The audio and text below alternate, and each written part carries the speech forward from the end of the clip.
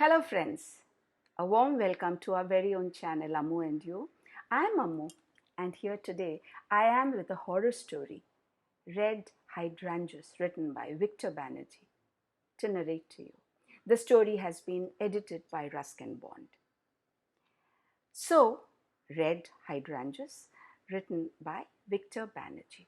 It was 1 p.m. as Sheila lay in bed. A single crystal on the chandelier above her trembled. The footsteps in the hall had stopped. The moon shone straight through the skylight, its beams falling on the dresser and the lace doily that lay under her sister's photograph. Yes, that would make a great story. But this time, let me tell it as plainly as it really happened. Ranjit, the erstwhile abbey cook, lived in the Protestant graveyard. Nobody had the guts to take his place. He was mostly stoned on charas the whole day. He had bitten off his wife's nose when she was unfaithful, and, tired of sophistry, had wrapped the bishop's banquet in its tablecloth and flung it down the hill. He once went down to Woodstock School to deliver a package to my daughters and scared the living daylights out of every Christian missionary he passed. Ranjit is a self-proclaimed sannyasi. Last autumn, on the 7th of October, it had drizzled all day. By the time evening came around, a sticky fog had descended into the oak forest around us. I watched a chestnut leaf spiral down and settle on the ground just outside the boundary wall of the graveyard. I was alone, taking an evening stroll. It was 7:30. I remember the time because our dog Badshah had been barking into the fog when our little kitten knocked over the onyx timepiece on the dressing table.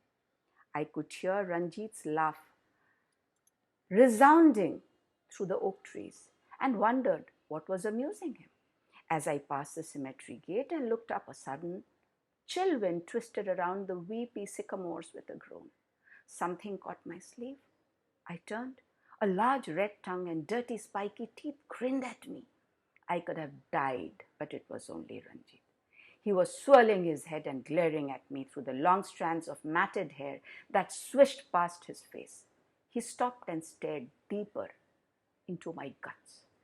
"What's happened?" I asked sheepishly. He grabbed my arm and swung me through the cemetery gate up to his hut and set me down rather unceremoniously beside the cypress planted in 1870 by H.R.H., the Duke of Edinburgh. Outside his room, there was a fire burning in a hole in the ground. Near it, seated on a broken cane chair, was a young European. Although he looked pale, I could tell from his face, lit as it was by the leaping flames, that he had spent some weeks in our country. Another scholar from the language school, I thought, arrived in Mussoorie, ostensibly for a cultural awakening through Hindi grammar, a bit of grassy and curious forays into the villages of India. "That's not true," he said, barely audible over the sizzle and crackle of wet oak. The wind had dropped and the fire burned. The mist, its nimbus developing the three of us, enveloping us all together. "What's not true?" I asked hesitantly.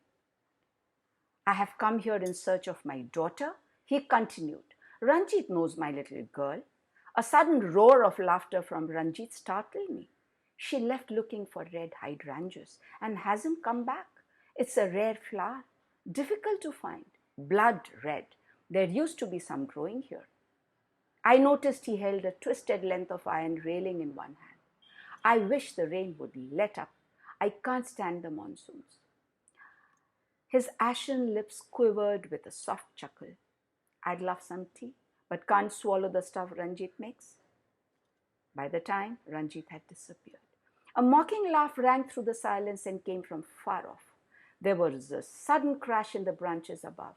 A dark silhouette scrambled wildly through the tops and then disappeared. A faint whistle oozed from the bubbling sap of a burning log, and I squirmed when the stranger casually began to whistle. The same area. There was something spooky about all this, and I wasn't going to stay to find out what it was. I tried moving, but my legs won't respond. I tried to speak, but my tongue had begun to swell. The ghostly duet grew louder. Its pitch hurt my ears. Then the stranger stood up slowly, and I could feel my heart throbbing behind my eyes, gradually pounding them out of their sockets. The log stopped whistling, but the stranger didn't. As he drew close to me, the sharp air from his pursed lips froze the pores of my skin. I got a cramp under my jaw that jarred my head back in horrific spasms. And then he stopped.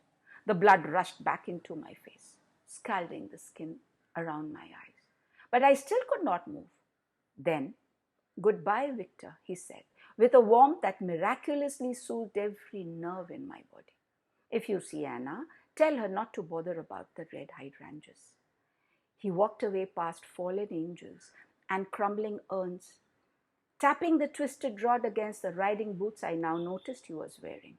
The mist took him in and then rested on the curly ivy that shone weakly under a vaporous moon. A barking deer coughed somewhere in the valley. For a moment, I wondered what it was that had disturbed the trees. And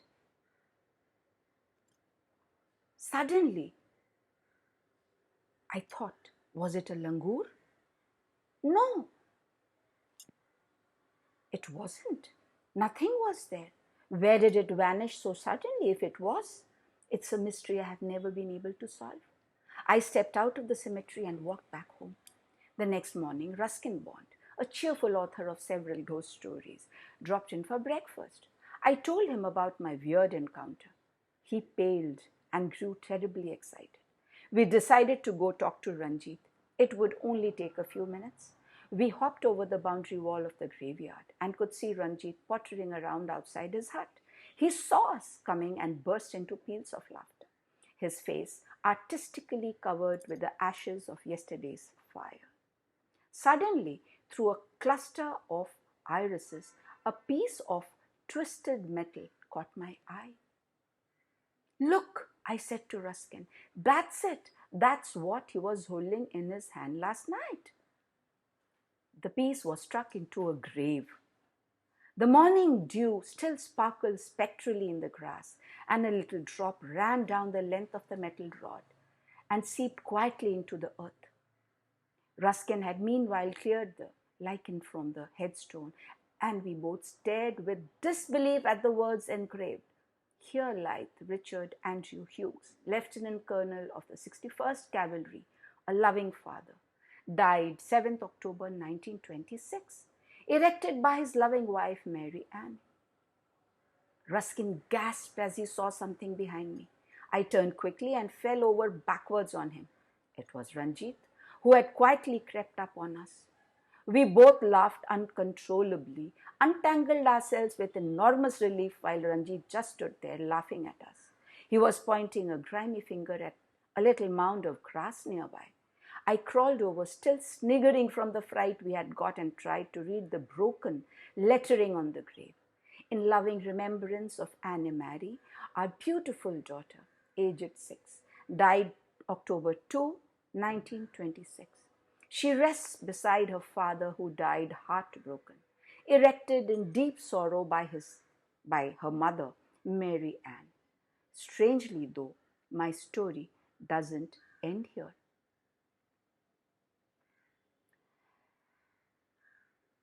How did it end then? Listen. About a week later, to my utter astonishment, a blood-red hydrangea bloomed in our front garden, a flower that exists nowhere else in Mussoorie.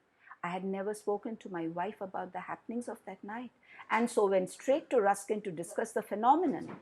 For days we debated whether I should plant cuttings of the red hydrangea near Richard Hughes' grave. Finally, we decided against it. Is that what Richard would want? Would he not feel cheated to discover his daughter had not returned? Further, was my hydrangea a gift from Richard or Anna or both? This year, on the 7th of October, I shall summon up the courage to ask. Victor Banerjee. The chandelier had begun to sway.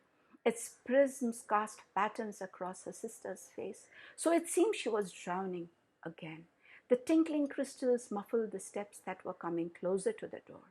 The moon dipped into a solitary cloud, and the room was drowned in black. Crystals quivered in the dark, but its little alarms could not be heard outside the room. The handle turned, the door eased open, and the pale face of a little girl appeared around the door. Sheila, who was peeping through her to it with one eye, screamed, "Get into bed, you brat!" Anna crept gingerly towards her bed. The room had the moon had reappeared. The little red hydrangeas patterned on Anna's patchwork quilt glowed. How she wished grandmother would never tell her that story about her times in India again. Little Anna would never know that her grandmother, Mary Anna, seated in a cane chair next door, was crying. What a story! Friends, let me know how you liked it. Did you hear such experiences from anyone else? Do write in the comment section below. Thank you so much for all your encouragement. And take care. Be good. I'll come back again with another story soon. Bye.